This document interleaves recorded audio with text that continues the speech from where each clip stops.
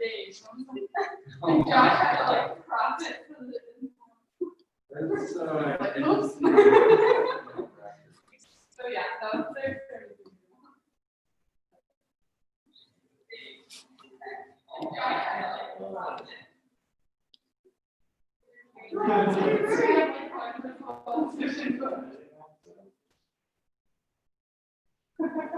No, I didn't bring the laptop just in case. Did you? Yeah, so we're. Oh, man. What's possible? Yeah. Yeah, whatever you guys decide.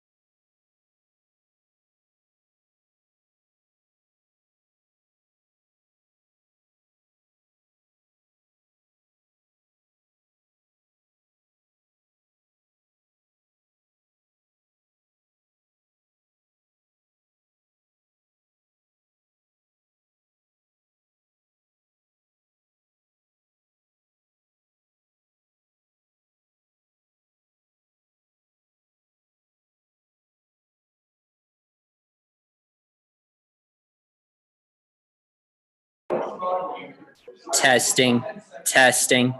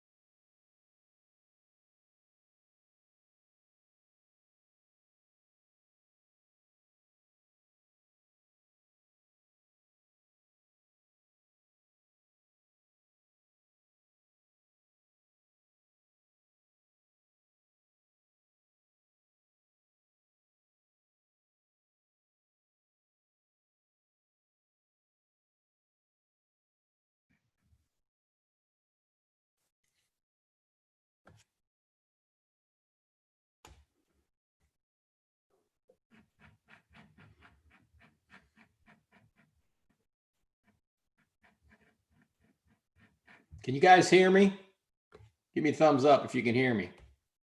You can. Cool. It's working. Yeah. Hey, The Dr. miracle Turek, of yeah. technology. Yeah.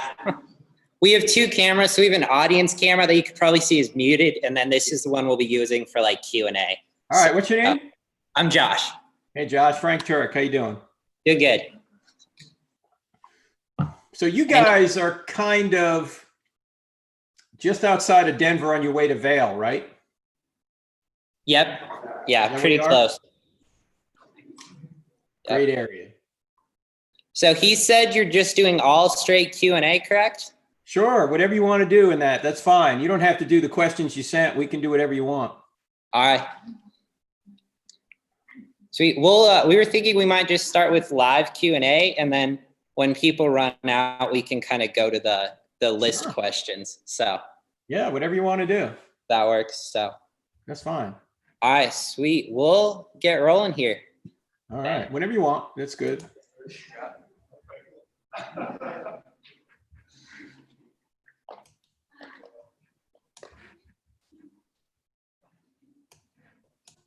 Oh, hi, I'm Ben. Hey, Ben, how are you?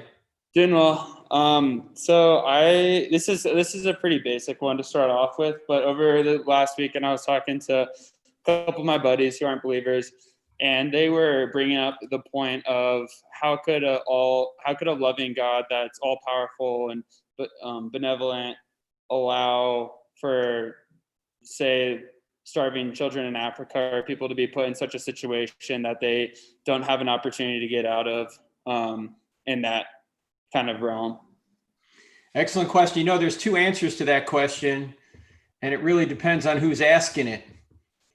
I remember I happened to be speaking in London a couple of years ago, and some lady got up to the microphone and she said, you know, well, if there is a good God, why is there evil? And I started to go into my philosophical answer, you know, and then I caught myself about a minute in and I went, oh man.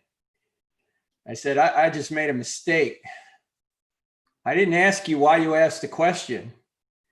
And she thankfully said, well, I was just curious. But what do you think would have happened if she said, well, the reason I'm asking it because my baby died last week? Any philosophical answer I give, Ben, it's not going to work, right? She needs a pastor. She doesn't need a philosopher. So in that case, I gave her the philosophical answer. And in fact, I'll give you the short answer. I was one time in Michigan State University, and I knew there was a militant atheist in the class in the presentation because he sat through the entire presentation looking like this. He didn't crack a smile once, and I had some pretty good jokes in there.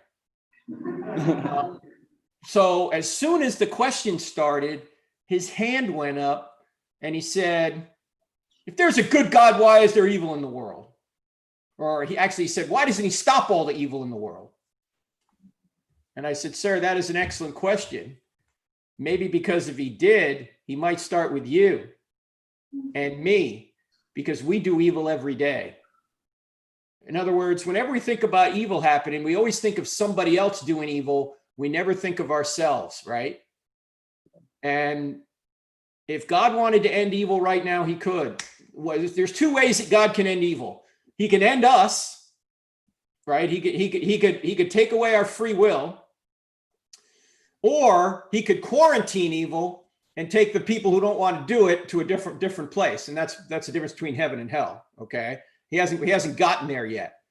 So he gives us free will because we can love with free will. In fact, you can only love if you have free will, but free will also gives us the opportunity to do evil. And so we live in a moral universe and bad things do happen. But according to the Christian worldview, and if it's true, it's reassuring, and I think it is true, that God can take evil and turn it to good. He works all things together for good to those that love God and are called according to his purpose. I mean, we could die young. We could be a baby and we could die young, or we could die at 82 or, some other age and live a full life. But in either case, God can bring good from evil. We can't always see how it happens, but God can still bring good from evil. So the short answer, and obviously we could talk for hours on this. I can't give you a complete answer. The short answer is, why doesn't God stop all evil in the world? Because if he does, he'd have to take away our free will, and then this wouldn't be a moral universe anymore. And secondly, if he did take away all the evil in the world, then the good that comes from evil wouldn't be done, because good does come from evil. Sometimes you only learn through difficulty, right? You don't learn when everything goes well. You just get more selfish when everything goes well. So difficulty can actually help us become more like Jesus, which is ultimately his goal for us anyway. Peter Kreeft, who is a brilliant philosopher at Boston College, said, "This world is a terrible resort, but it's a great gym." You know, you go through difficulty and you learn. And C.S. Lewis famously said, "Pain is God's megaphone to arouse a deaf world."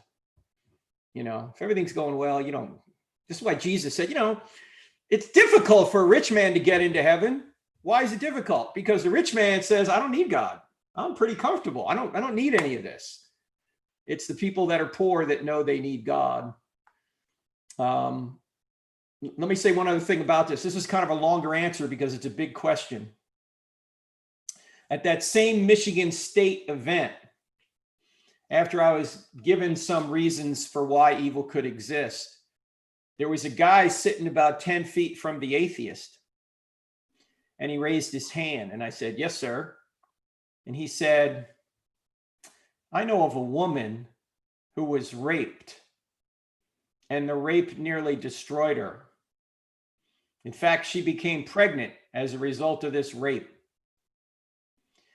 Then his voice started to crack, and he said, "But this woman decided that she was not going to punish the baby for the sin of the father.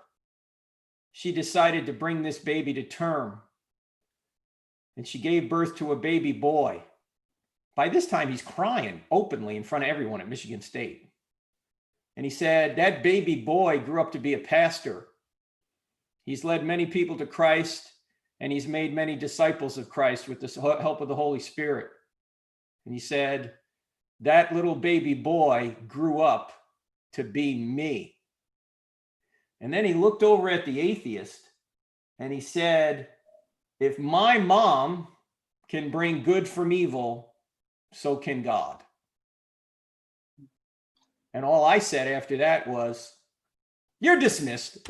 I mean, what else could I say after that? The guy had a better answer than me, and because God can bring good from evil. In fact, there was a pastor, Roman Catholic pastor at Notre Dame in France, in Paris, 150 years ago, who said this about evil. One of the most profound things ever said about evil and God's power. He said, "If God would give me his power for 24 hours, you would see how many changes I would make in this world. But if he gave me his wisdom too, I would leave things as they are." Because God can work behind the scenes even when we can't see it, right? Every event that occurs ripples forward to affect trillions of other events. And when a baby dies today, we might go, "God, why?" And we don't see how it can bring any good. But maybe that baby dying ripples forward to partially be responsible for bringing a great evangelist into this world 500 years from now who saves millions of people. We can't trace all those ripples, but of course God can. So we have a book called Stealing from God, Why Atheists Need God to Make Their Case. This is the book right here. There's a whole chapter on this. So if you really want to get into that question, that's where you go. Thank you. Appreciate it. Thanks, Ben. Good question. Yes, sir. Hey, I'm Jordan. Thanks for being here. Hey, Jordan. My question is this: what happens to the people on a remote Pacific island that die without hearing the gospel? You mean, what about those that have never heard? Exactly. Right. Couple things about this. Notice that, and it's a good question, Jordan. Notice that this is a moral question. What do I mean by that? That by asking the question, we're kind of implying that God is less than moral, because he hasn't gotten his salvation to everyone, so he's not as loving as we are. We would get his message of salvation to everyone, and so apparently we're more loving than God. That's kind of the implication behind the question. I'm not saying you're thinking this. I'm just saying, if you really think about it, that's kind of what we're saying. Hey, God, I would get the gospel to everybody. How come you don't? What's wrong here? Okay. So first of all, that's a moral question. And going back to Ben's question about evil, I didn't mention this, but evil can't exist unless good exists, and good can't exist unless God exists, because evil is a lack in a good thing. Evil is like cancer. If you take all the cancer out of a good body, you got a better body, right? What happens if you take all the body out of the cancer? You got nothing. In other words, evil doesn't exist on its own. So when we claim there's evil in the world, we're actually giving an argument for God. And when we're claiming that something is immoral, we're actually giving an argument for a moral standard. That moral standard is what we mean by God's nature. Now, it's certainly possible that God exists and he's not the God of the Bible, right? That's possible. If that's the case, we have a moral standard and we're impugning the God of the Bible for not getting his word to everyone. But let's deal with the objection directly now. What about those that have never heard? William Lane Craig. You guys heard of William Lane Craig? If you haven't heard of William Lane Craig, just write down reasonablefaith.org. Reasonablefaith.org. That's his ministry. He has debated more people than any other Christian in the past 35 years. He has some great Q&A on his website. By the way, our website's crossexamined.org. Anyway, William Lane Craig says this. Well, let me back up before I get to Craig. There's nobody out there that's never heard of God. Why? Because the Bible isn't the only revelation. In fact, creation, design, conscience, these are revelations that everybody has. Everybody knows there has to be a creator, and he's got to be a moral creator because we have a moral law written on our hearts. And none of us have lived up to that standard. So we know there's some kind of creator up there. Now, true, we don't know if this creator is Jesus or somebody else, right? But we know there must be a creator. The Bible seems to indicate that if you seek the light you're given of creation, God is going to give you more light in order to become saved. He is a rewarder of those who seek him. And if he wants all to be saved, and he does say he wants all to be saved, then obviously everybody that wants to be saved is going to get the information in order to be saved. Okay. But you say, look, there's people out there that have never heard the gospel. Well, we know people that hear the gospel and don't believe, right? They're all over campus, right? They know the gospel, but they don't believe. William Lane Craig's point is this. Is it possible that the people who never hear the gospel wouldn't have believed it anyway? Is that possible? Yeah, sure, that's possible. In fact, if you go to Acts 17, where Paul is on Mars Hill, and he's speaking to unbelievers of his day in modern day Greece, right under the Parthenon. And he says that God has appointed the times and seasons when people should live so that people would reach out and find him, though he's not far from each one of us. In other words, it seems that Paul is saying that God has so prearranged the world that people who do want to find God will find him.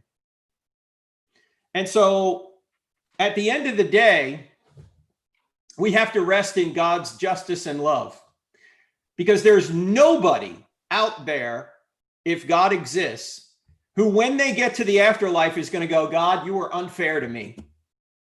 It's impossible. God is the standard of fairness, right? He's the standard of justice. So there's never going to be a case when someone in the afterlife is going to go, God, you know, if I'd only known. No. If you're really seeking God, you will get what you need in order to be saved. In fact, let's do a little survey of the audience right now.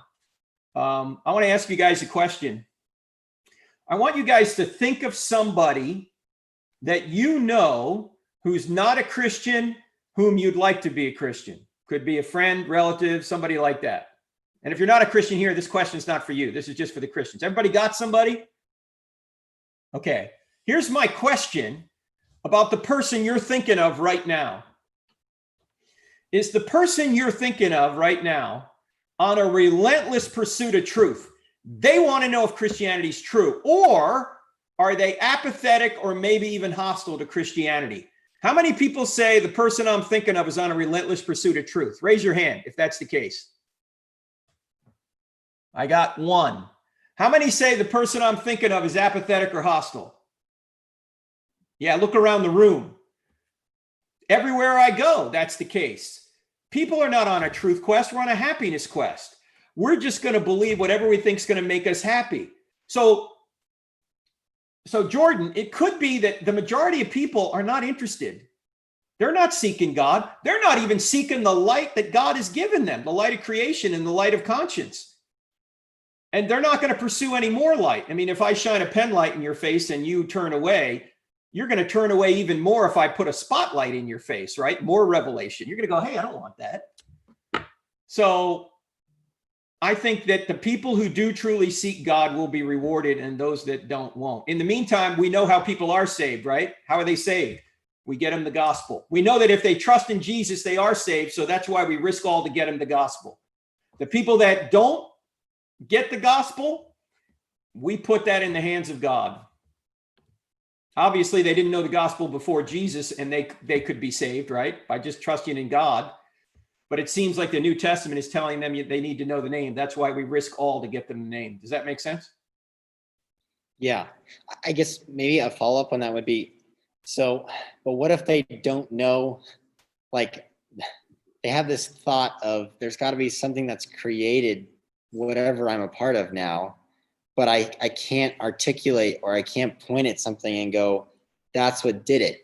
And so then absolutely. No, they don't know who did it. They just have this idea there's got to be a moral creator out there. But if they seek that moral creator, the Bible seems to indicate that God is a rewarder of those who diligently seek him. He will get them the gospel somehow. He'll send a missionary, a broadcast. He'll send a group of some kind. He'll get a Bible to them. In some Muslim countries now, there's many credible reports coming out that saying that Jesus is literally appearing to Muslims in dreams and visions in order to get them the information they need to be saved. So look, if God wants all to be saved and he can get them the word, he will, right? But he uses us to do that because now we have the dignity of causality. In other words, what we do can actually affect time and eternity. We're not just bystanders. We're actually involved in building God's kingdom, which means everything you do every day is either going to help build God's kingdom or help tear it down. Gotcha. So to just simplify it for a second, then if the natural means, which is us, can't do it, then supernaturally it will be done. Is that fair? Well, it sure seems that that's what God is doing now. Now, it doesn't say that in the scriptures that I'm going to take supernatural means to do it. Although if you read the book of Acts, he is using supernatural means. Who was, Cornelius didn't know who Jesus was. So, Peter shows up to him. There were some supernatural means to get people saved. And we do have reports of this that are quite credible, that this is happening. So, yeah, but I really think most people are not searching, Jordan. But just by that survey, I've never had any, I've done that to tens of audiences. And that it's always the same. There may be one person saying, oh yeah, the person I'm thinking of is really after the truth. Everyone else is going, no, they don't care. Or they hate it. They don't want there to be a God because they want to be God of their own lives. Right? Yeah. Great. Thank you. That make sense? Yes. Thank you. All right. Good question, man. All righty. All right. I'm Hey, how you Aaron. doing? My question is, What's your name? I have a friend I have someone I was working with, talking to, got him to the point of like, yes, there is a higher power that created something, but the part that they were struggling with is, given that there is a higher being, how do we know that it's a good higher being or that higher being is perfect? And Excellent I question. articulate that myself. So I just wanted Right. Yeah. How do we know that the being is perfect and good?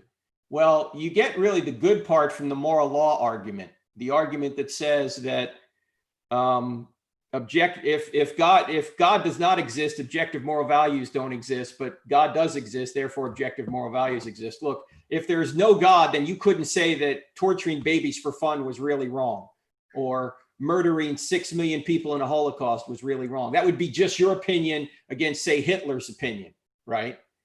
But since we know, we have this moral law written on our hearts that say murder's wrong, or torturing babies for fun is wrong, or rape is wrong, then there's got to be a standard of goodness beyond us. And that standard is what we mean by God's nature. If God doesn't exist, there's no standard and everything's just a matter of human opinion. And so from the moral argument, we get the idea, or the attribute, I should say, of the creator as being a moral being. He can't be a completely immoral being. Why? Because as I mentioned earlier, evil doesn't exist on its own. Evil and good are not opposite powers like the yin and the yang.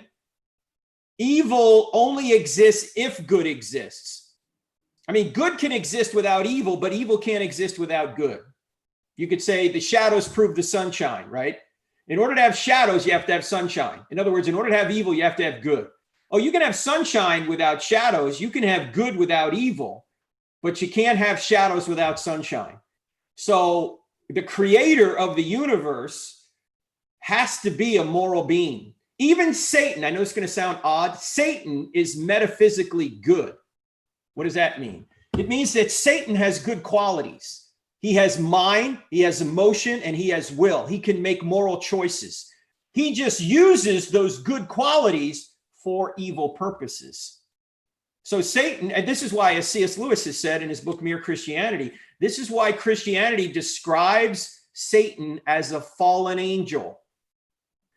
Because he's metaphysically good, but he uses his good qualities to do evil. He's fallen, and we're fallen as well.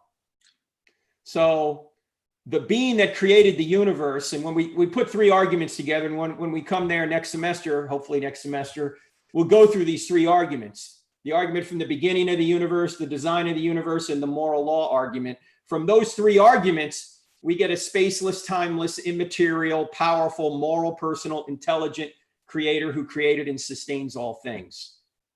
So you can't have a malevolent being, because malevolence doesn't exist on its own. Does that make sense?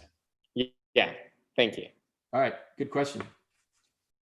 They're all good questions. Who else?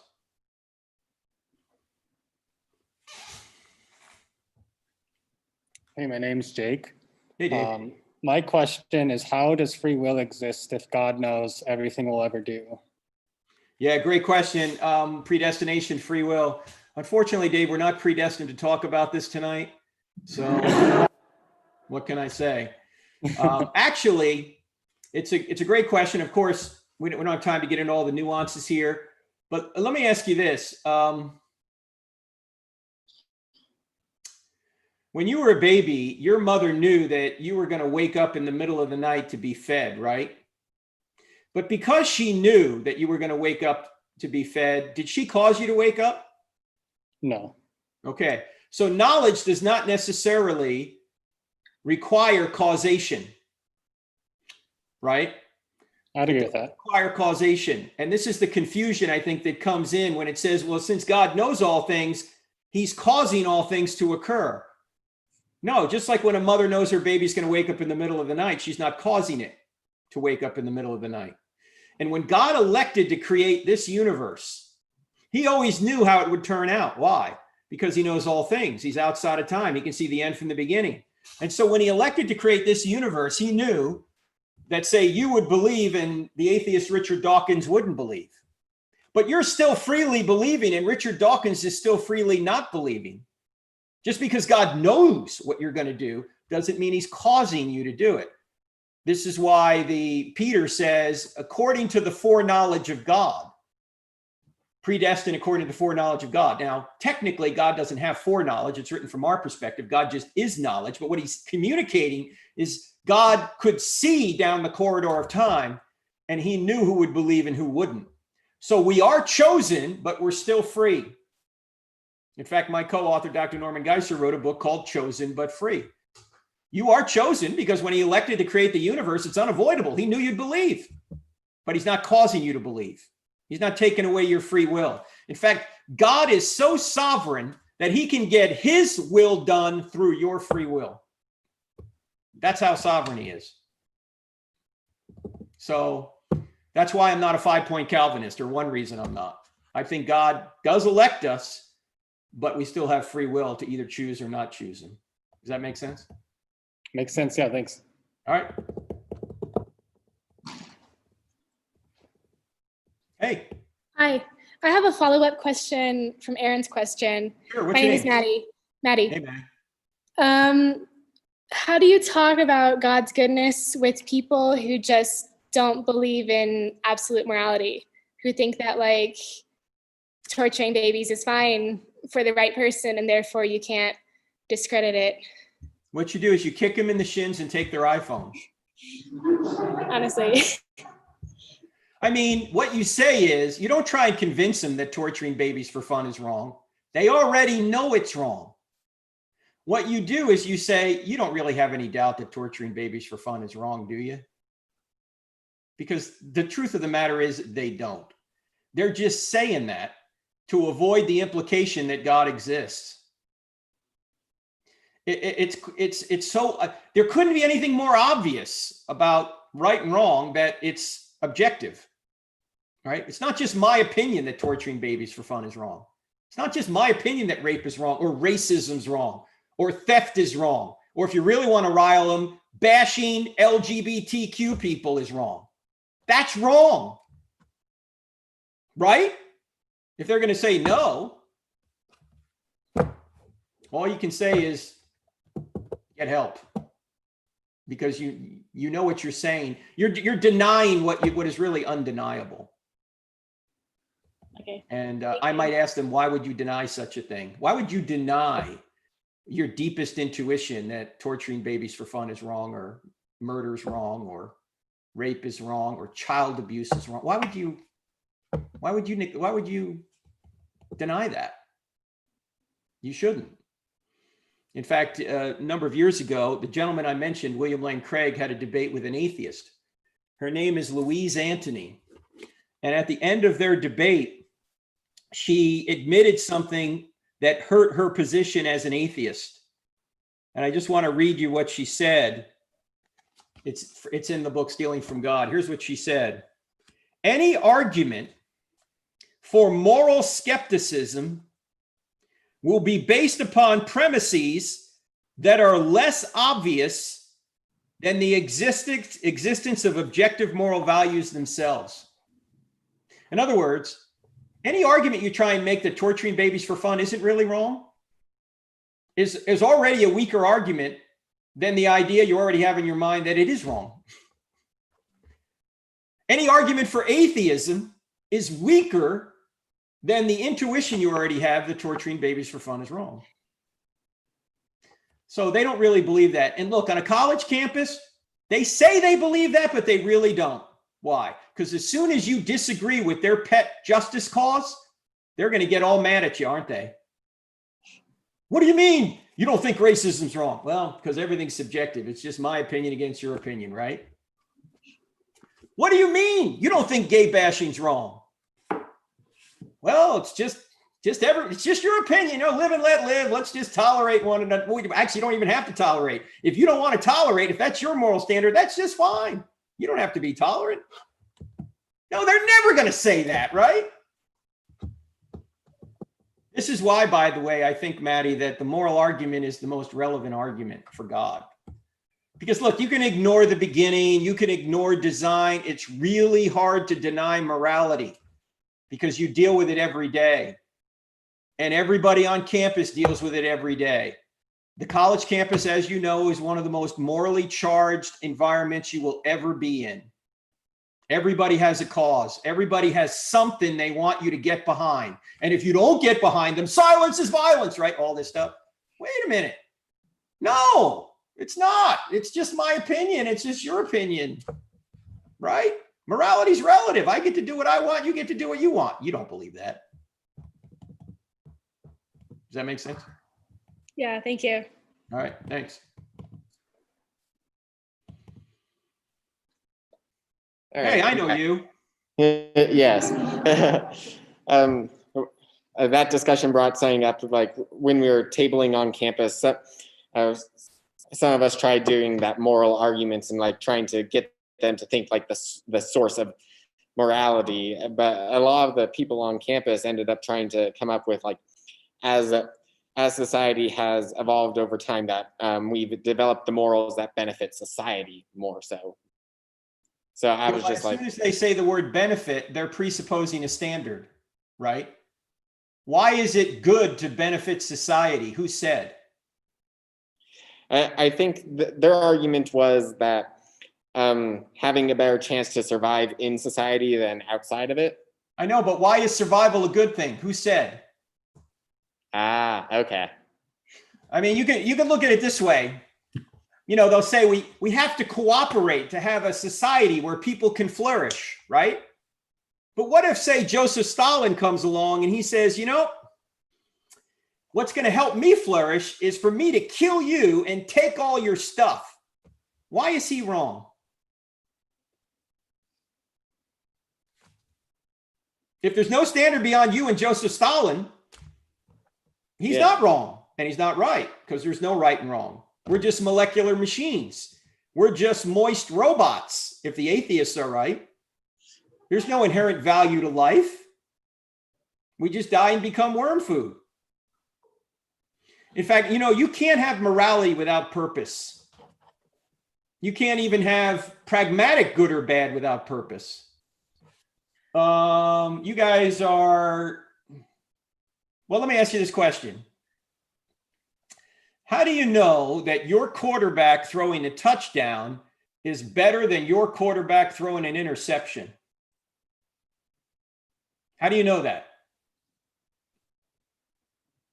I can't answer interactive that. I'm not a portion of the sports program. person, Jump but in. There's some people in the room that could probably All right. try.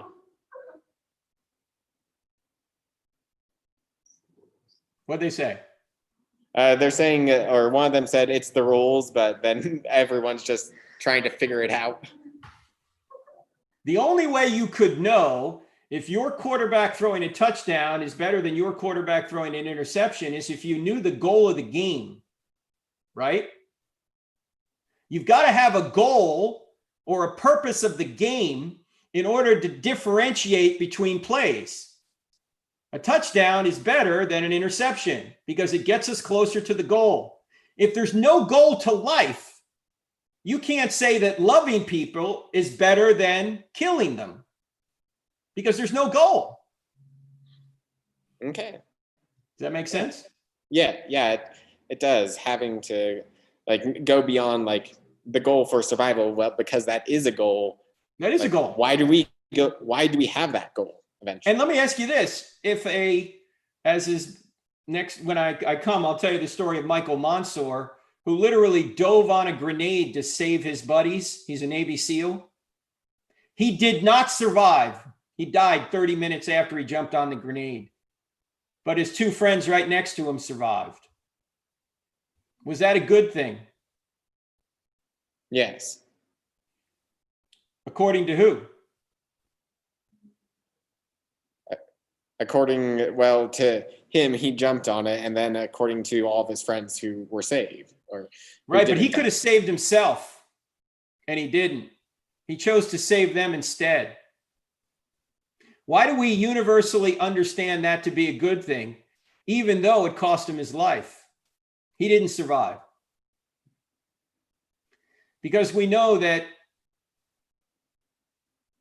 moral goodness is not just about survival. It's altruism. It's beyond survival. It's forgoing something that could help you in order to help others. That's the supreme form of love. This is why Jesus said, there's no greater love than for a man to die for his friends. And he said that before he went to the cross. So survival isn't necessarily, if survival, just pure survival was our goal, then rape would be morally beneficial. Right? Yeah. You rape people to survive, to get more people out. Well, why is that wrong if survival is our goal? So you just got to ask questions like this. Okay. Thank you. Good. Thanks. Yeah, by the way, when you guys come up here, I don't think the coronavirus will go over Zoom. So if you want to take your mask off, that's just fine.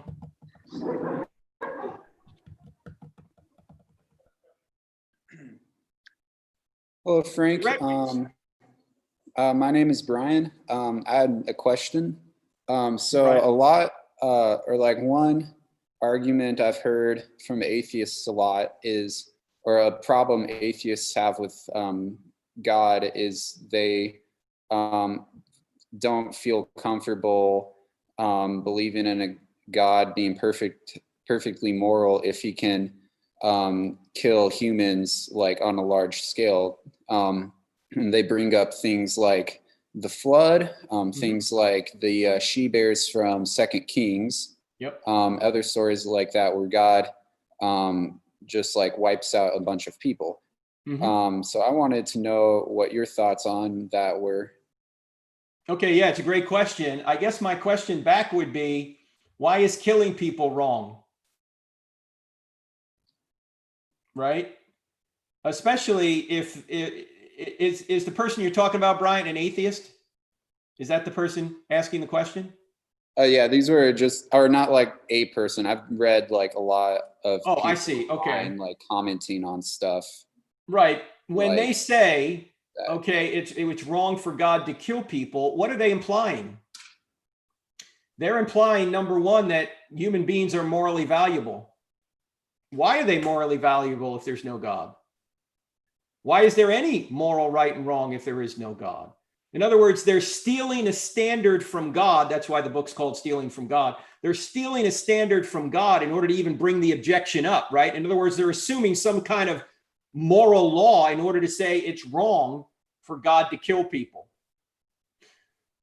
Further, when God kills people, if he in fact does exist and he kills people, and these stories are indeed true, and I think they are, is God killing people indiscriminately, or does he have a reason for killing them? In other words, he has a reason, right? There's judgment. This is called judgment. And God can take people out anytime he wants because he is the creator of life. We don't have the authority to kill people because we're not the creator of life. But God can kill people anytime he wants. And in fact, if he does exist, he does that. When people die, God has pulled his hand away from them. But since God can resurrect life, he has the authority to do that. He owns life and he can resurrect it.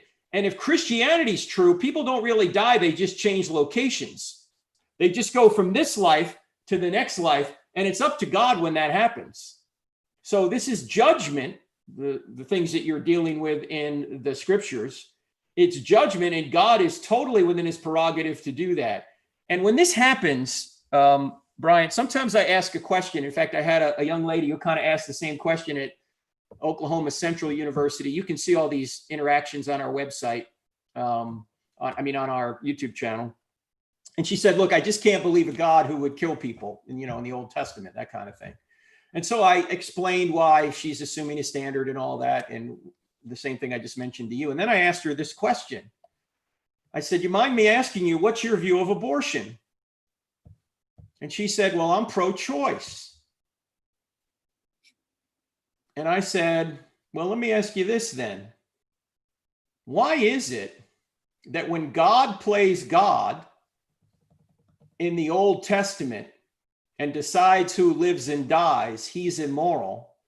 But when you play God right now and decide who lives and dies with regard to abortion, that's your moral right. Can you justify that for me? In other words, she was giving herself the right to do something she didn't think God had the right to do. So I would ask that question. In fact, you know how you get older, you start to lose your train of thought.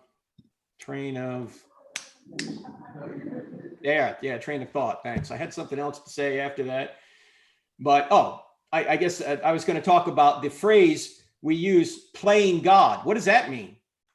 Well, it basically admits that God has the authority to do things we don't have the authority to do, right?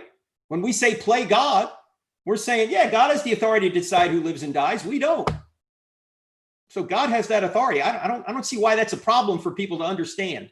If God's the creator and the resurrector, and he gives us value anyway, I don't see why people have a problem with God deciding who lives and dies. That's his prerogative. Make sense?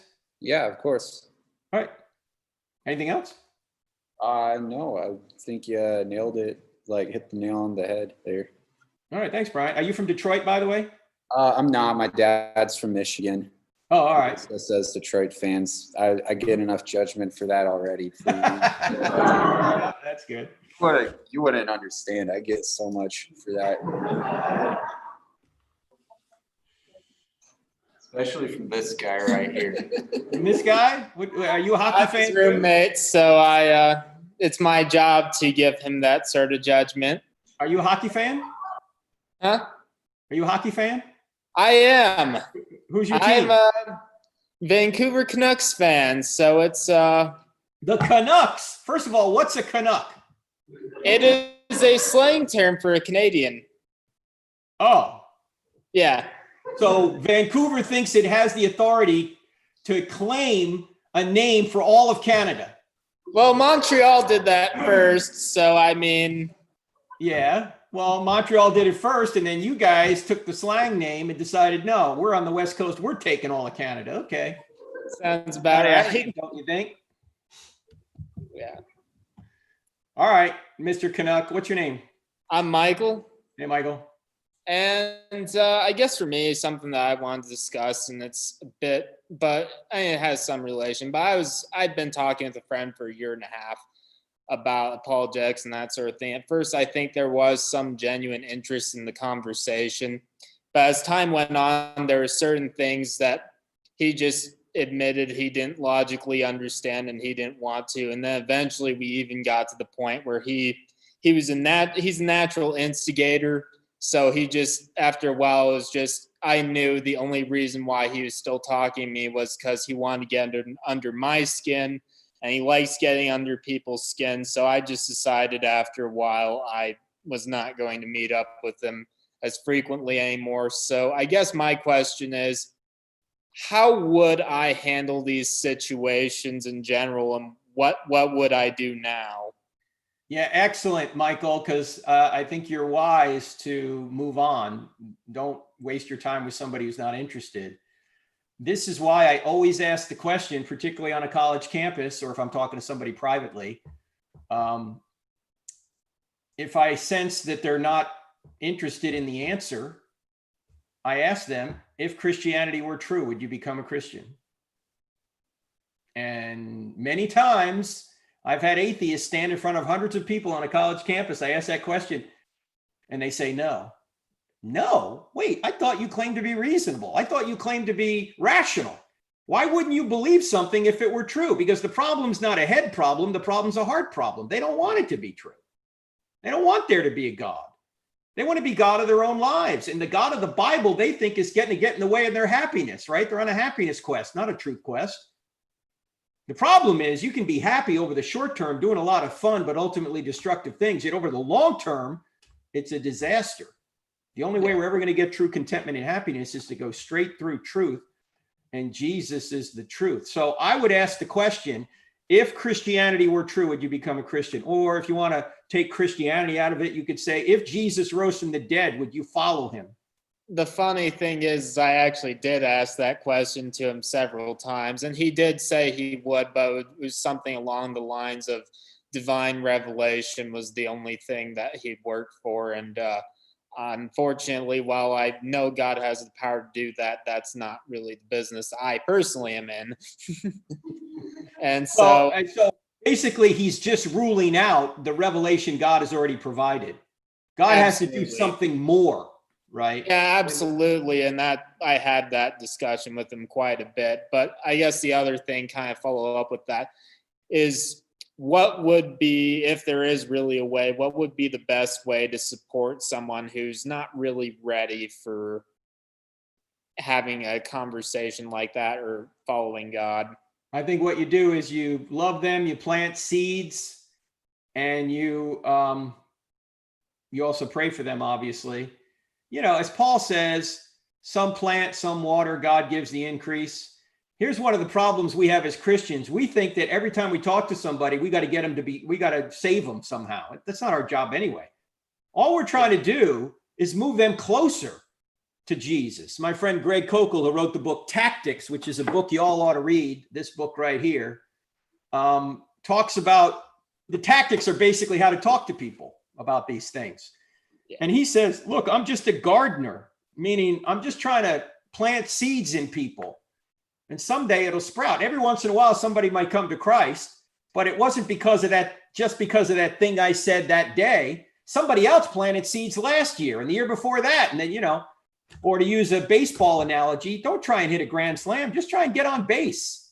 Yeah. You know, just get the person to believe in objective truth. Just do that. And then maybe then you can get them to believe in God. And then maybe you can get them to believe in miracles. And then maybe after that, you can get them to believe in the resurrection, and bang, they're a Christian then. Yeah. So just move them around the bases. Sometimes that can take time. Usually it does. So garden rather than trying to hit a grand slam all the time. Of course. Thank you very much. All right. Thank you.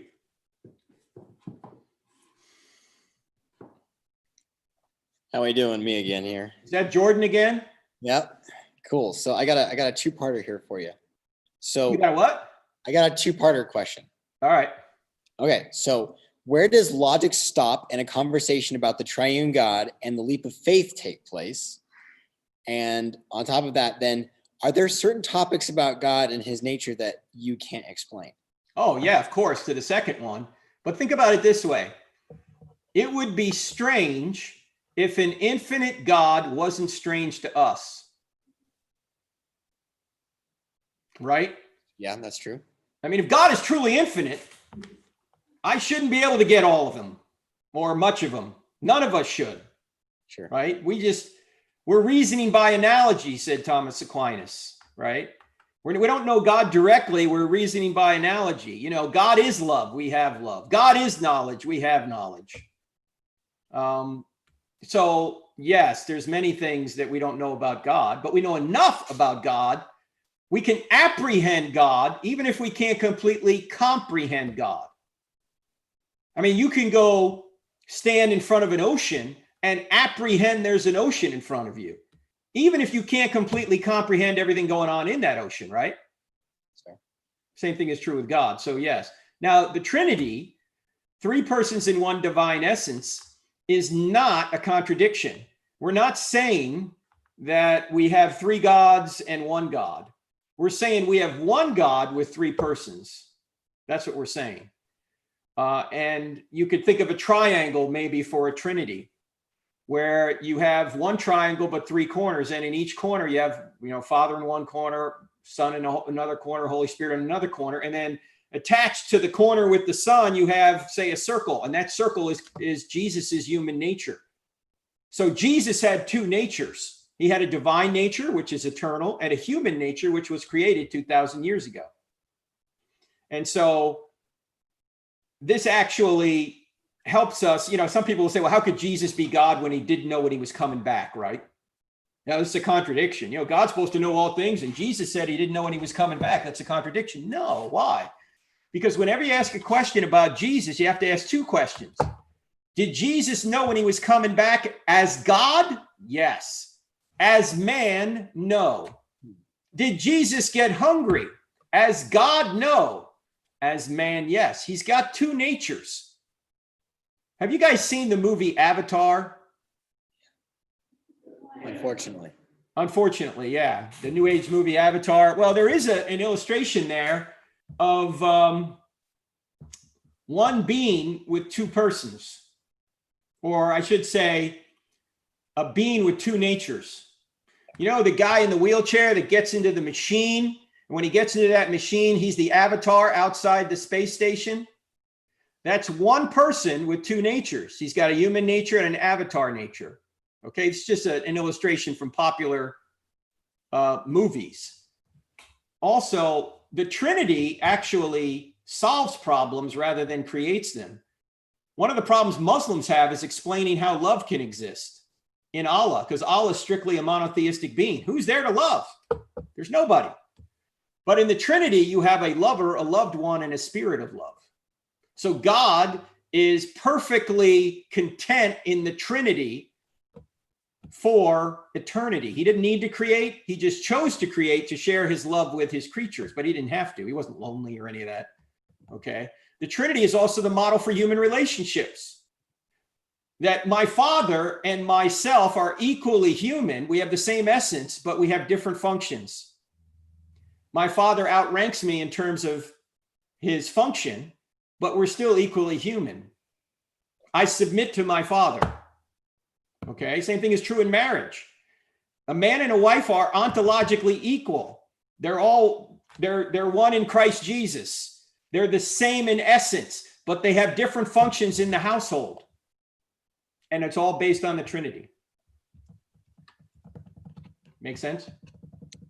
It does. So when discussing that then, so where does the logic stop and then that leap of faith have to take place? Well, I don't think its logic doesn't stop. It's not against reason. It may be beyond reason. In other words, we don't completely understand this, but we're not saying it's illogical to believe in a Trinity. It's just beyond our logic. It's not against logic. It's just beyond logic. Now, what you might be, and maybe I'm misunderstanding your question. Are you saying, how do we know the Trinity is true? Do we just take a leap of faith to know that it's true? Is that the question? That, but then, I mean, even more broadly, I mean, so the triune God, meaning the Christian God. Yeah. But then, because when you can explain, I can sit down with somebody and use logic to try and like explain to them how this works, which is what you exactly just did. Mm-hmm. But at what point at what point is logic either not enough or where they have to take that leap of faith to like finally, I mean, where's that transition? Okay, or is I see there what you mean. Yeah, well, I think what you may be getting at is the difference between belief that and belief in. Belief that is getting evidence that God exists, that Jesus rose from the dead, that the Bible's telling the truth about the nature of God, say, right? Yeah. But all the belief that in the world won't get your moral transgressions forgiven. For that, you've got to go to belief in. You see, belief that is just of the head. Belief in is not only of the head, it's of the heart. In fact, tomorrow I'm going to get on a plane to go to New Mexico. I have evidence that the plane is well maintained, the pilots are trained, ATC is safe. In other words, I have evidence that the plane is safe and that the trip should be safe. But I don't really trust in any of that evidence until I get on the plane, right? So there's a difference between believing it intellectually and then trusting in it. In fact, James, the half-brother of Jesus, who wrote that little book in the New Testament called? James. You guys are a smart bunch tonight. That's right. He said, even the demons believe that God exists, but they tremble. Do you realize that the demons know that God exists better than we do, but they don't trust in him? They don't want to trust in him. And we know the difference between belief that and belief in relationships. When I first met my wife 35 years ago, I got evidence that she would be a good wife, but all the evidence in the world didn't make her my wife. I had to take a step of trust in her to ask her to be my wife. And in a momentary lapse of judgment, she said yes. So that's the difference between belief that and belief in. So you could explain the Trinity. You could show evidence that the Bible's telling the truth about the Trinity, but that doesn't mean anyone's going to accept it. Sure. There's a difference between proof and persuasion, right? Yeah. Persuasion is in the person going, well, I'm going to accept this or I'm not. And I think a lot of people resist. It's not, the question isn't about God's existence. The question is about our resistance. There's enough evidence that he exists. We just resist it because we want to be God. Gotcha. So one more thing on that, because that's really good. But then how do you answer the question, who made God? If we have a three-parter and, we can recognize that he exists or so on, but how do we explain the creation of God? Well, think about it this way. How do you explain Who created the uncreated creator?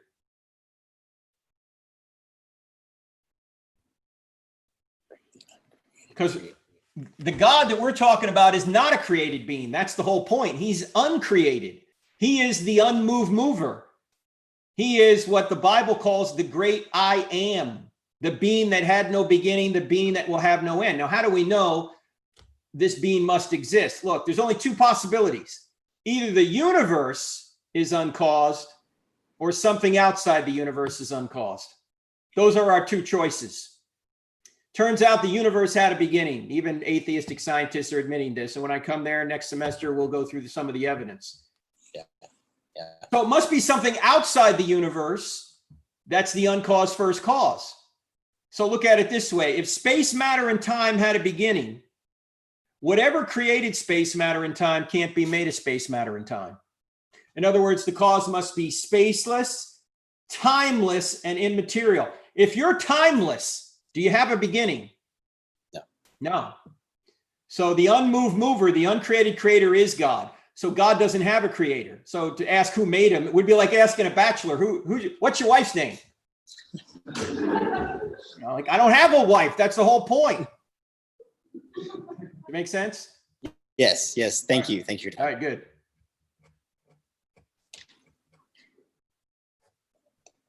Yes, sir. Yes, thank you again for coming tonight. And my name is Blake.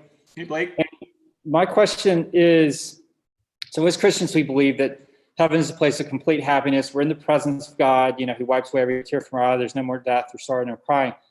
But earlier, we all raised our hand, or many of us raised our hand. We said we had a friend, someone we cared deeply about, who doesn't yet know the Lord. And one of the things that I sometimes struggle with is our happiness in heaven to some extent diminished by the knowledge that we have loved ones perhaps that are in hell? Or does it simply being in the presence of God enough to kind of wipe any of that away? Yeah, I think it's more B. And let me ask you this question. Can you enjoy Thanksgiving dinner knowing that people are starving somewhere? Yeah, you can. And I guess it's almost a willful, maybe not ignorance, but you're kind of pushing that other fact out of your mind a little bit. And that might be the case. I think the other thing too, Blake, is this. And C.S. Lewis put it this way: hell can't veto heaven. The reason that people are in hell is because they've sinned, and they don't want forgiveness. So God allows them to be separated from him. And since God is perfectly just, the people that are in heaven and first of all, the people in heaven are there by grace. The people who are in hell are there by justice because they haven't accepted God's grace. And there will be levels of punishment in hell, just like there'll be levels of reward in heaven. It wouldn't be fair of God to punish an average unbeliever at the same level of punishment as, say, Hitler, obviously. Okay. But if we're in heaven and we're looking down, if we can see them, and the Bible seems to indicate we can't even see them. Why? Because in Luke 16, it says there's a great gulf fixed between the rich man who's in Hades and Lazarus who's in Abraham's bosom, and the story that Jesus tells in Luke 16. So you probably can't even see down in hell. But if you could, you would say, well, it's just. It's just. They don't want to be in heaven. Yeah. And they're getting the level of punishment due to them. They don't want to be here. Look, if there is a God, and there is an afterlife, and there's only two possible destinations in the afterlife. You're either with God, which is heaven, or you can be separated from God, which is hell. Those are the only two choices, logically. So no, I don't think that hell can veto heaven. I think those in heaven will go, okay, well, Joe decided, it's his choice. God's respecting his choice. He's not going to force Joe into heaven against his will. And just as a quick follow-up, could we actually say then, based on, because I agree with your reasoning there, that it's actually in some ways an act of mercy for God to allow those people to be in hell because they would actually be more miserable to be in heaven and always be in a state of rebellion against God? if that Yeah, makes and in sense. fact, then hell wouldn't be a quarantine either if there's evil people in heaven. You know, C.S. Lewis wrote a book on this called The Great Divorce that you ought to read. It's been adapted into a play by my friend Max McLean. It's quite interesting. Yeah, the people, you know, the premise of the movie is some people in hell take a bus ride to heaven and they're misfits in heaven. They just can't function. They're not supposed to be there.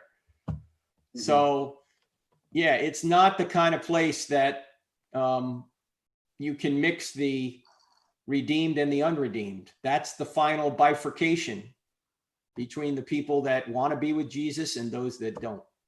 Right. That's got to come at some point. All right. Thank you. All right. Thanks, Blake.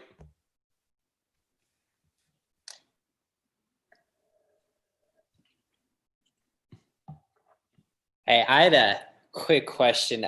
You've kind of touched on a bit of this, but it kind of draws off. I was kind of curious what your thoughts are kind of on the age of accountability and kind of more specifically thinking of the question, like especially you think like America, you know, we've aborted over 50 million babies through Roe v. Wade, and kind of through some of that lens, I've had people ask me about. So I'm just kind of curious some of your thoughts with that. Well, the age of accountability is actually mentioned in Isaiah chapter 8, where it says, before the boy knows his right hand from his left. So it's implied that the age of accountability is in there. You know, what is the age of accountability? You know, maybe in Isaiah's day, it was 7 or 8. In our day, it's probably 37 or 38. I mean, I don't know. But is the question related to what happens to the aborted babies? Is that what you're getting at? Yeah, because I've had people kind of ask me about that, and I've always had kind of issues, at least in my opinion, coming up with like a satisfactory answer. And maybe there's not like a perfect one, but. Well, the best we can do, since the Bible doesn't speak to this question directly, it seems to imply it when David loses his son dies, the son he had with Bathsheba. And as soon as he dies, he stops mourning. And his servants are going, hey, king, you were mourning. Why are you not mourning now? And David says, I will go to him, but he won't come to me. Meaning the implication is that David's going to see his son in heaven. That seems to be what he's saying there. And of course, God is just. So again, nobody in the afterlife is going to get a raw deal. It would seem that those that die before the age of accountability are going to be with God. Now, the other option, which is perfectly possible, since God knows all possible contingencies, he would have known how that child would have turned out and what they would have chosen, him or not him. And that, you know, that could be the case too. We're speculating, so all we can give is speculative answers. But again, since God is just and infinitely loving, nobody in the afterlife is going to go, I got a raw deal, God. Is that good? Awesome. Thank you. All right. Thanks. Hey, I actually just thought of another question. I know we were All right. talking about heaven a couple questions ago. Yeah, And I go was ahead, Brian. wondering, it's like, I think you agree that humans have free will. God created us with free will. You've already said that. And I think you would probably agree with the kind of general, or the popular Christian view that without free will, we couldn't truly love God because we hadn't chosen it on our own. With that said, does that still hold true with heaven? Do we have, like, I guess the general consensus is that we don't have free will in heaven. That's sort of what I don't know if that's what I'd say, but like, if there is no more sin in heaven, do we not have free will? And if so, does that diminish that? Yeah, your theologians will argue over that. I think we do have free will. The difference is the fact that when we're in God's presence, we won't lack anything. And the reason we sin now is we lack something. In fact, the three great motivators for sin now are sex, money, and power. People will lie, cheat, and steal to get sex, money, and power. Now, sex, money, and power are good things. The problem is people use illicit means to get them. But in heaven, we won't lack anything, and we'll see Jesus for who he is. We will have made our choice, and we will revel in our experience with him and our experience with our loved ones. So there'll be no need to sin, and yet we'll still have free will.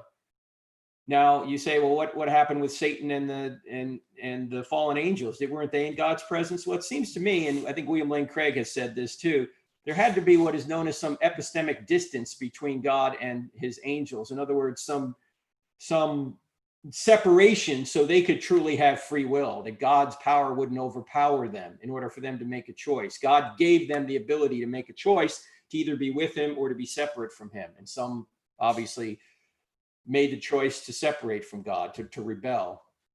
So I think once we go through this trial period where our souls are expanded to become more like Jesus, and we've made our choice, and then we go to the afterlife, I think our location is set, our will is set on God, and we'll still be able to love him and one another, but we won't have any incentive to sin at all. All right. All right. Well, Thanks. thanks. Thank you.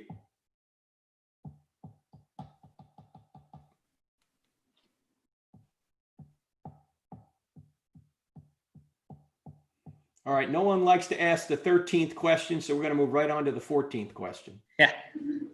I was going to say, I can start running through some of the pre-submitted ones, but we got another one. You got somebody else? It's all right.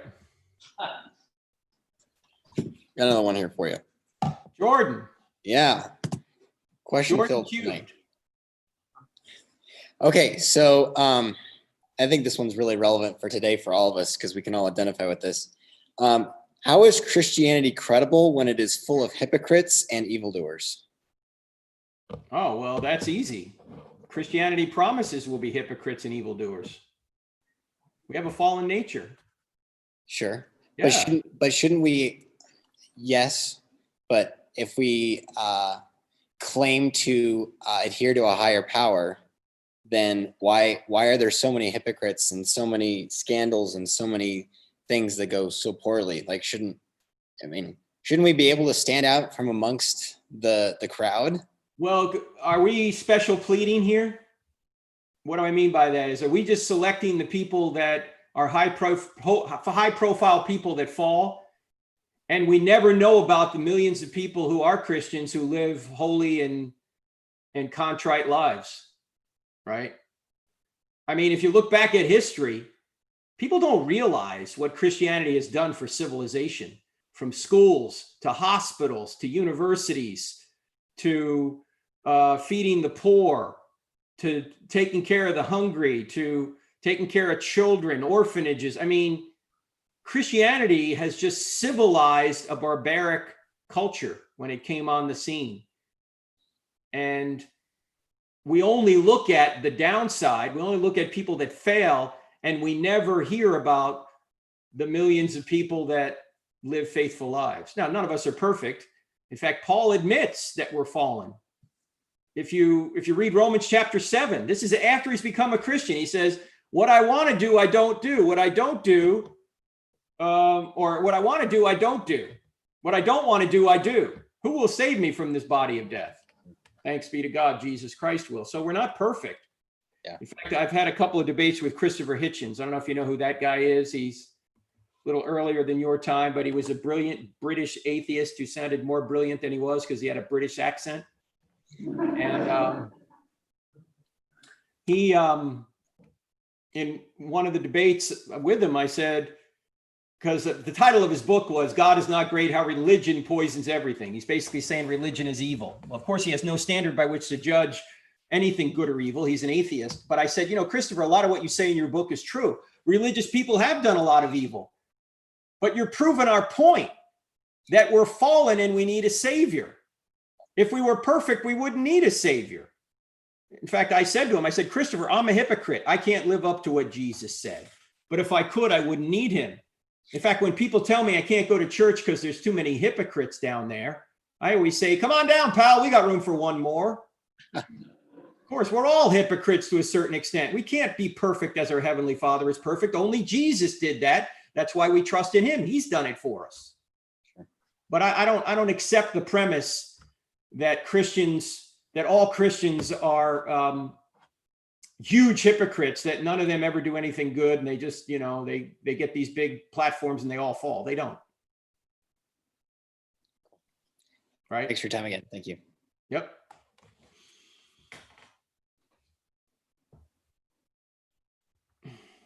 The same thing is true in the news, by the way, right? When it comes to news, you only hear bad news. Nobody covers, John Smith helped Aunt B across the street today film after the game. No, nobody's, they're never going to say that. All right, cool. I'll start running this through a few of the pre-submitted. All right. So the one someone asked is, why doesn't America seem to be mentioned in the Bible, specifically in like Revelations when it comes to kind of the end times prophecy? Well, number one, because the people who wrote it didn't even know what America was, so it wouldn't make any sense to them. And it has to make sense to them. It can't just make sense to us. Because remember, the Bible, when we're trying to interpret the Bible, we have to go back and put ourselves in the minds of the people that wrote it. And even with Genesis 1, we want to, modernize Genesis 1. No, the people in Moses's day had to be able to understand it. Otherwise, it would have been useless for them. So we can understand their mindset. They can't understand our mindset. So we have to put ourselves in the minds of the writers when we're reading the scriptures. And so, no, America wasn't known. Canada wasn't known. The Canucks, the Vancouver Canucks didn't exist. Neither the Montreal Canadiens. So it would have been dumb if it had said, in Revelation 22, and then the Montreal Canadiens will beat the Vancouver Canucks. And what would the people in Revelation's time know? They go, what the heck is this stuff? Right? It's got to make sense to them then. So now then we have is... And by the way, one other thing. America might be gone by the time the end times roll around, given where we're headed right now. Sorry, go ahead. Yeah. So another one was, how do we respond to people who kind of bring up the argument or kind of believe that like multiple paths lead to God, or, kind of most religions, will lead to God or a heaven of some sort? 3 words: turn or burn. No, don't try that. That won't work. Okay. Well, when somebody says something, it's not your job to refute what they say. It's their job to support what they say. So if somebody says, suppose somebody says, all religions are basically the same. They all teach you how to love one another. You don't have to refute it. You simply have to say to them, what do you mean by that? And how did you come to that conclusion? In other words, give me some evidence that it's true. Because as soon as you ask the question, they're not going to be able to answer it. Because most people don't have a coherent worldview when it comes to religion. What they've heard are slogans, and they like the slogans, but nobody ever calls them on supporting the slogans. All religions are basically the same. Are you telling me that Islam is the same as Buddhism? Are you telling me that Satanism is the same as Christianity? Really? You know what the truth of the matter is? All religions teach that you ought to love one another. Actually, that's not true. Some forms of Islam don't. Satanism doesn't. But generally, there's a moral precept in world religions. So let's just sit for the sake of argument, say all religions basically teach you ought to love one another. Guess what? They only differ on the nature of God, the nature of man, sin, salvation, heaven, hell, and creation. Outside of that, they're exactly the same. In other words, the truth of the matter is religions are fundamentally different and only superficially the same. They're fundamentally different. In fact, the only world religion that believes in grace, that you don't work your way to heaven, is Christianity. Every other world religion thinks you got to do this and do that and to get to God. There's not a stairway to heaven. Sorry, Led Zeppelin fans. There's a stairway from heaven, and Jesus took it down to bring us up. So Christianity is the only worldview where you're saved by grace. You don't do anything. In fact, you don't achieve your identity in Christianity. You receive your identity. You receive it. You just accept it. No pressure. You don't have to get likes on Facebook for this. You just give it. Or you don't need to get a heart on Instagram to achieve anything. You just receive what Christ has given to you. You got it. So no, religions are not the same, and they don't teach you how to love one another. So you can just start comparing religions and show them that's not the case. And if they say they all lead to God, well, why do you think that is? What evidence do you have for that position? Because they certainly come up with different concepts of God. In fact, some of them don't even believe in God. Most forms of Buddhism are atheistic, so it's not even true. And in Hinduism, you got millions of gods. In Islam, you got a strict monotheistic God. In Christianity, you got a triunity. They're not the same.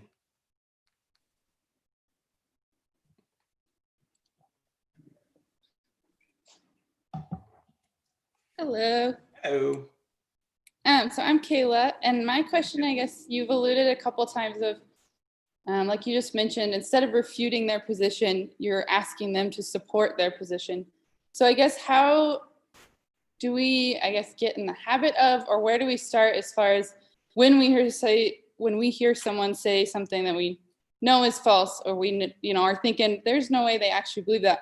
Where do you start? And I think also like doing it in a loving way that you're not attacking them, because I think a lot of people don't immediately. That's good, Kayla. Yeah. And what you can do is download the Cross-Examined app. 2 words in the App Store, Cross-Examine. Download the Cross-Examined app. It's going to come up and look like that. Okay. And at the bottom, there's going to be something called Quick Answers. And if you go to Quick Answers, there's going to be Ask the Right Questions. The top 2 right there are going to give you these questions I just mentioned.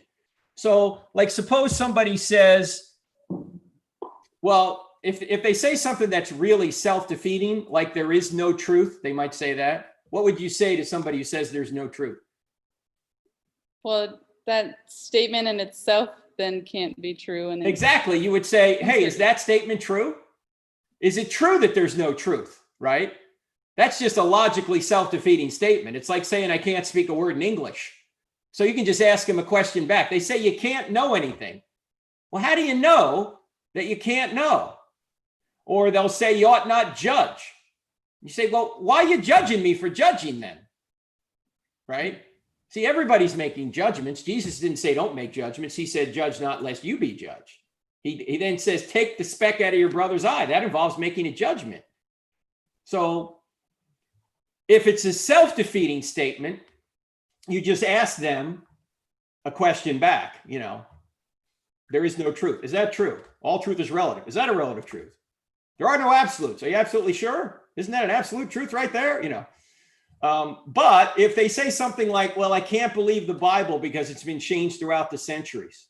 First question, what do you mean by that? What do you mean it's been changed throughout the centuries? See what they say. They may be thinking of translations or something, which has nothing to do with the manuscripts. How do we know what the manuscript said? But see what they say. What do you mean by it? What do you mean it's been changed throughout the centuries? Second question, how did you come to that conclusion? Have you investigated the manuscript evidence for yourself?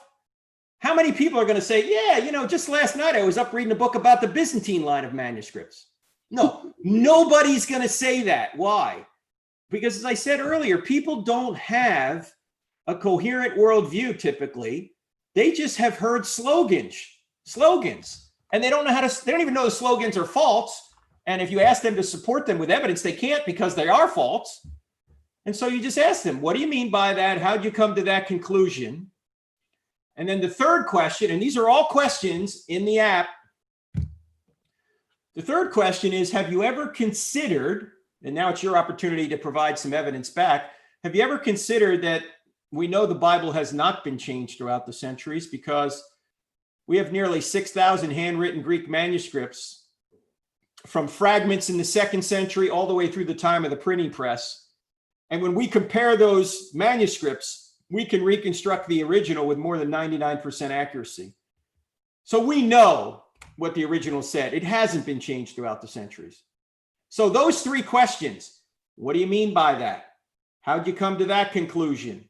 Have you ever considered? If you really want to drill down, this book, Tactics, will tell you how to drill down on that. If you want the real quick and dirty, then just get the app and ask those questions. Just keep asking. What do you mean by that? How'd you come to even, I mean, this can happen, you know, when people call you names. You're a bigot. What do you mean by that? What do you mean by bigotry? Right? Don't let him get away with it. I had a guy once call me a bigot. He was a same-sex marriage advocate. And I said, what do you mean by bigotry? And he said, fear and intolerance. I said, no, I'm sorry. That's not the definition of bigotry. The definition of bigotry is having a strong opinion on something without having any evidence for it. Just being prejudiced against something. And I said, sir, if there, you know, with all due respect, if anyone's a bigot, it's you, because I've written an entire book on this topic. I have reasons for holding my position, and you haven't even read them. And yet you're calling me the bigot, right? So don't let people get away with that. Just say, what do you mean by that? What do you mean by bigotry? You're intolerant. What do you mean by intolerant? Well, you don't agree with me. Well, you don't agree with me. Does that make you intolerant? You know, I mean, don't let them get away. Just keep asking questions. What do you mean by that? So the tolerance does not mean agree with me. Tolerance implies that you disagree. You don't tolerate things you agree with them, right? You only tolerate things you disagree. So tolerance implies disagreement. And by the way, Christians are not commanded to be tolerant. We're commanded to be loving. And love means you reach out and help them. Tolerance means you hold your nose and put up with them. Love means you reach out and help them. And in order to love people, you tell them the truth. You don't just approve of everything they do. In fact, let me ask you guys a question. Would your parents be loving if they tolerated everything you wanted to do as a kid? No, of course not. They would go, no, I love you. That's why I won't tolerate this thing you're about to do, because it's going to hurt you and hurt others. In fact, it's unloving to tolerate evil. So we're not called to be tolerant. We're called to be loving. And that means you got to have a backbone. That means you got to say, nope, sorry. That's not going to be good for you or anyone else. I can't stand for it. Sorry, I'm lecturing you now. You didn't know you were going to get a sermon right here, Kayla. Thank you so much. All right. Thank you. All right. What else? What else we got? All right, I'll run through a couple more from this list I have here.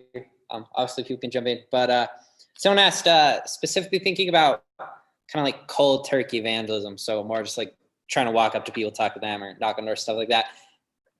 Do you have any just kind of thoughts or suggestions on great ways to just really try and jump into a conversation at all? Well, the best guy at that is Ray Comfort. Do you guys know who Ray Comfort is? Look at him online, because he walks around with a microphone and asks people questions, and he's real good at it. But if you're just having a normal conversation with somebody, you know, whenever I meet somebody, I'm always asking questions like, you know, hey, you know, obviously, what's your name? Where are you from? What do you do? You know, those kinds of questions. Just start the conversation off, like if I'm sitting on a plane or something, and then you just can direct the conversation. For me, you know, they'll ask me what I do, and I tell them I've written a book. I don't have enough faith to be an atheist, and I can see if they're interested or not. You know, if they're not interested, there's no reason trying to pursue that any further. But if they are interested, then there's an opening there. There are some things you can do. You're in school, right? You're part of a group right there. If you want to give yourself permission to ask people spiritual questions, you can. You can say, hey, you know, I'm part of a Christian group here on campus. We're doing a little survey. Do you mind if I ask you a couple of spiritual questions? Yeah, sure. Go ahead. What do you think happens when you die? Just see what they say. Right? Is there life after death? If so, how do you get there? Is there a heaven and a hell? I mean, you can just open up a conversation. In fact, that would be a good thing for you guys to do before the next meeting. Then you come back to the next meeting and just have a conversation. Hey, what'd you find? Well, I asked 10 people those 2 questions, and here's what I found, right? So you could do it that way too. What do you think happens when you die? Or, I'm doing a survey. People are open to that kind of thing, especially if you're asking questions. Look, asking questions is easy. Answering them is hard. You don't even need to know anything to ask questions, right? You can keep asking, what do you mean by that? How'd you come to that conclusion? Why do you think that's true? You don't even have to know anything. You can just keep going and asking questions. So keep doing that. If Christianity were true, would you become a Christian? You can ask that question. That'd be a good one.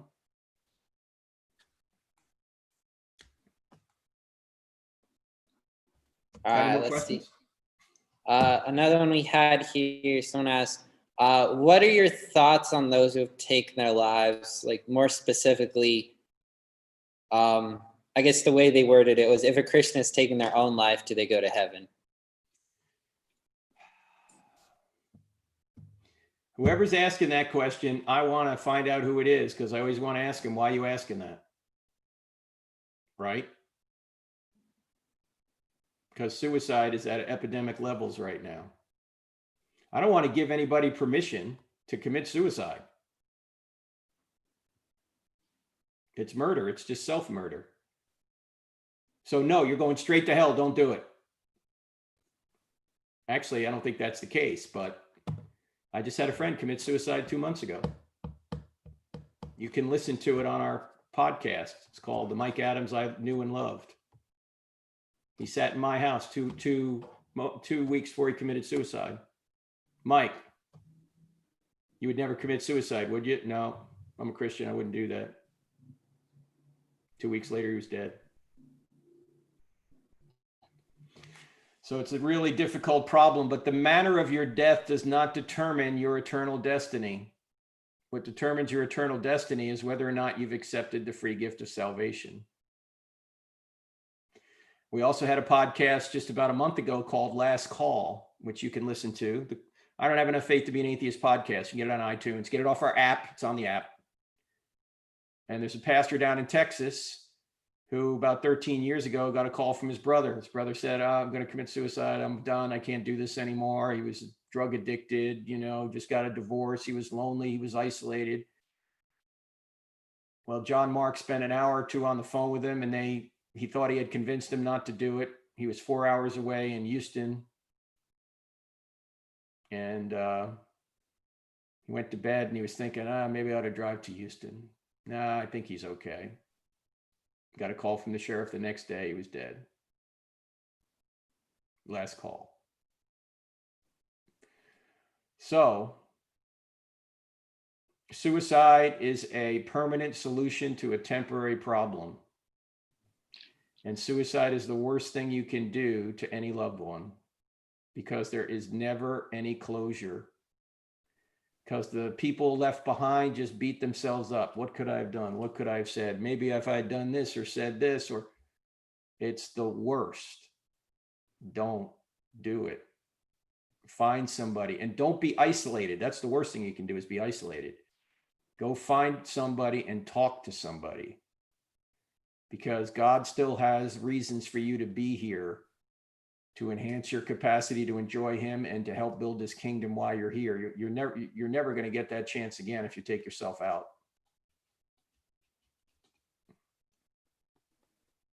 So sorry for that cheery topic, but if anyone's thinking about this, get help. Tell somebody. There's nothing wrong with asking for help.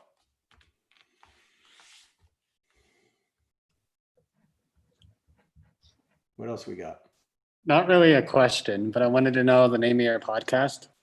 I Don't Have Enough Faith to Be an Atheist. And it's on the app, David, too. So if you download the Cross-Examined app, it's there. Cool. And you can obviously, if you have iTunes or Spotify or wherever you get apps, wherever you get a podcast, you can find it.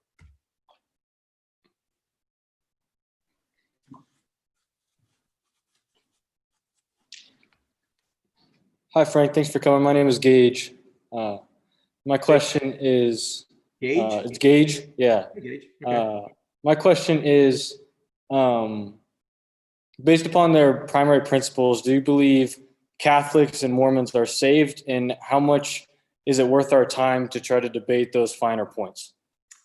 Yeah, that's a great question. Catholics and Mormons are different pretty significantly. I don't know how much you know about Mormonism, but although they use a lot of Christian terminology, technically Mormons are polytheists. As man is, God once was. And they believe you have to work your way to salvation. And there's no hell. There are three levels of heaven. And but the Jesus of Mormonism is nothing like the Jesus of the Bible. He's the spirit brother of Lucifer in Mormonism. So Catholicism is much closer to Protestantism than is Mormonism. Mormonism is not Christian in really any way other than the terminology, and the terminology just has different definitions. Not to say Mormons aren't nice people, they are, but their belief system is decidedly different than, say, the difference between Protestants and Catholics. And I was brought up Catholic, but I never really knew who Jesus was until I met the son of a Methodist minister, and I had so many questions for him. He said, you just need to get Josh McDowell books, Evidence of Man's a Verdict, More Than a Carpenter. So I came to faith by reading those books. And then after I was in the Navy, I attended seminary here in Charlotte, moved here, and then started doing apologetics more and more. And that's how I got into it. So I would consider myself a non-denominational Protestant now, but sometimes I get questions from Protestants who will say, do you think Catholics can be saved? And I always say, I even think some Baptists can be saved. Because it's not where you go to church, it's whether or not you've accepted the free gift of salvation. And even Catholics believe this. They believe people who are outside of the Catholic Church are part of separated brethren. They even believe erroneously, I think, that non-Christians can be saved. So the point here is the fact that Catholics and Protestants have a lot in common. Yeah, they do have some differences, and I disagree with some of the things the Catholic Church teaches. But conservative Catholics have more in common with conservative Protestants than conservative Catholics have in common with liberal Catholics. And conservative Protestants have more in common with conservative Catholics than they do with liberal Protestants. So the issue really isn't as much Catholicism versus Protestantism. The issue is really theological conservatism versus theological liberalism.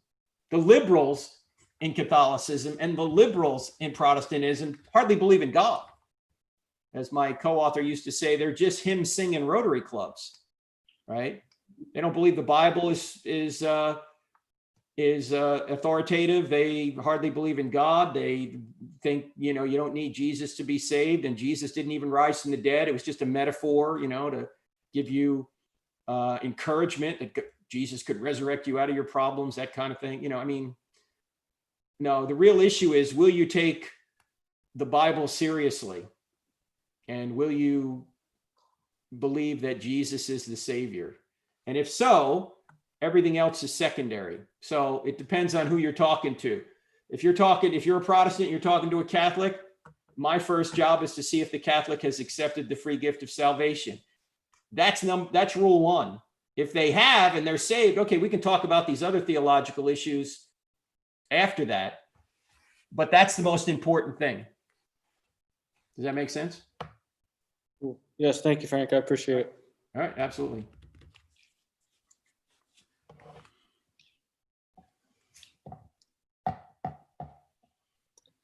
Hey, I had a kind of general question about doubt. I've talked to some Christians and even read some Christian philosophers who basically say, look, doubt is kind of a part of even having faith. Doubt helps us define what our faith is, and it helps keep our faith active. It's okay to have doubts. We see people in Scripture doubting, but then I've also seen people whose lives have really been damaged by just these nagging doubts. And so particularly when we're maybe trying to help others who are struggling with belief, I don't ever want to feel like I'm encouraging someone to have doubts, but I also don't want to feel like I'm condemning someone if they do have a doubt.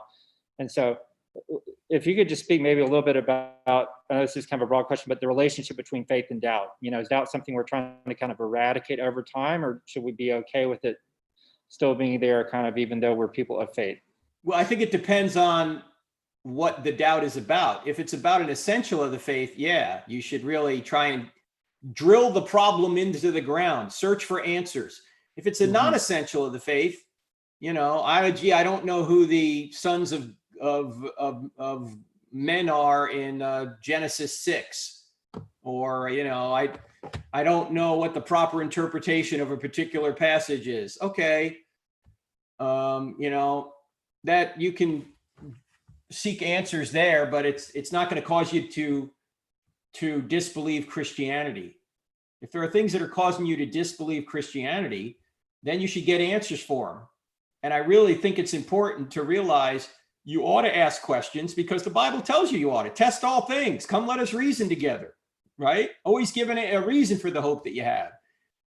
We should be looking for answers and searching our doubts. But one thing that I really want to point out that I think many of us seem to not understand, and that is sometimes people will email me, or I'll see them on a college campus, and they'll say something like, Frank, I used to be a Christian, but I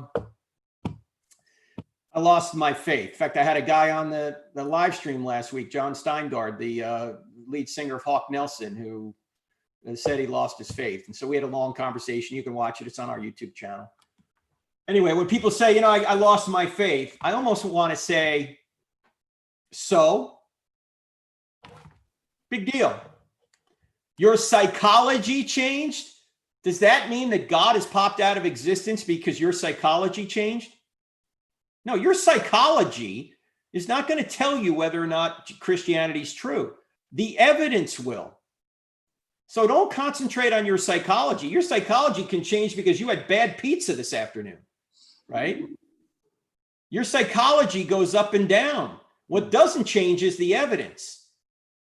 So you should believe Christianity because there's evidence for it, not because you're having a good day or a bad day. No. This is why James says, you don't want to be tossed around by doubts to and fro. Your psychology is not going to tell you whether anything's true or false. In fact, if you're afraid of flying,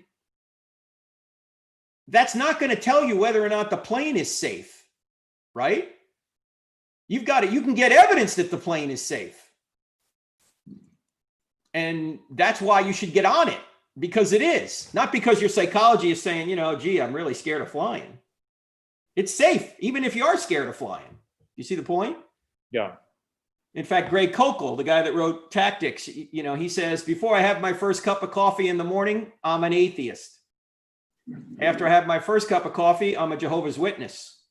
I have my second cup of coffee, I'm back to being a Christian, right? So what's changing, him or the evidence? He's changing, right? His mood changes.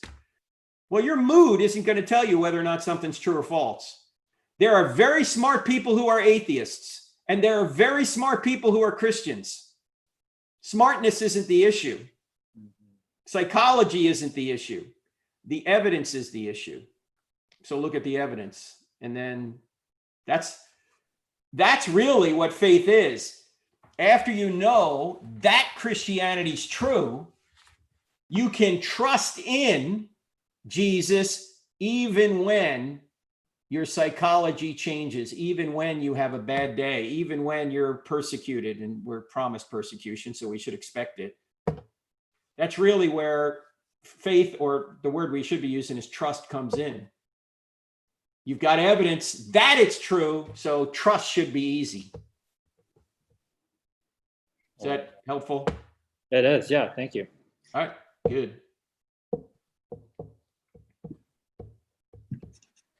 All right, I know we've hit 8:30, so do you maybe want to wrap up for us, just kind of re-highlighting just some of the resources and stuff you've mentioned for people who might want to dig deeper and stuff? Yeah, well, the book that I'll come and present at some point in abbreviated format is called I Don't Have Enough Faith to Be an Atheist. This argues from the ground up for Christianity being true. The other book that I mentioned earlier is Stealing from God. that book points out how atheism or atheists always steal standards from God in order to say he doesn't exist. The book that's going to help you the most to talk to your friends in question and answer time is Tactics. So, in fact, when we do our training, we train people on how to present evidence. These are the only two books that we require. Read these two books, outline them, learn them, and then you'll be able to converse with just about anybody. The app I mentioned, you should download. We have a lot on our website. Also, our YouTube channel has over 800 videos. Many of them are short Q&A videos from the college campus. And hopefully when we come there, we'll stream it live and we'll record all the Q&A. And some of you will be YouTube stars because that's what we do. We put it on YouTube, we put it on Facebook, we put it on Instagram. We also have a podcast I mentioned, I Don't Have Enough Faith to Be an Atheist. We have a TV show that you can watch every Wednesday night at 7 p.m. your time on Roku or on our app. It'll just come up right on our app at 7 p.m. Mountain Time on Wednesday nights for an hour. It's called I Don't Have Enough Faith to Be an Atheist. Outside of that, we got nothing for you. Sorry. So, but you guys are in the lion's den. Thank you so much for being here tonight. And I hope a few things that we talked about you can use with other folks, and you can even use to firm up your own faith and go out there. It's a great time to be alive because as the culture gets more and more anti-Christian, what you do is going to become more and more important. So stand strong for Jesus. Roger? Roger that. All right. Thanks, guys. Are you closing us in prayer, Jacob, or what? Or you guys still got something else to do? I can close it up in prayer real quick. Yeah. Go ahead. So, Father, Lord, in Jesus' name, we just thank you for this opportunity for just Dr. Turek to give us some of his time, Lord, just for everyone who was able to make it here. And I know everyone online and who will watch this later, Lord, just thank you that he took time out of his day, Lord. And I just pray that these answers he gave us can be stuff we just really take to heart, Lord, and can speak to us. But just most importantly, Lord, that this can just really help us just wherever we are in learning how to defend the faith, whether, you know, it's just the beginning or something we've been intrigued with a long time, Lord, that can really just be something that can encourage us.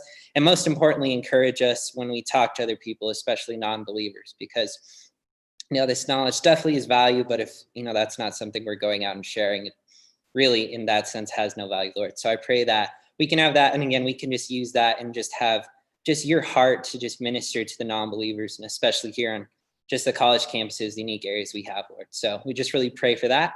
And just again, thank you. Thank you for this time we're able to have together. In Jesus' name, amen. Amen. Thanks, ladies and gentlemen. I hope to see you next semester or the semester afterward. We'll see. All right. Awesome. Thank you. Thanks a lot. God bless. See you.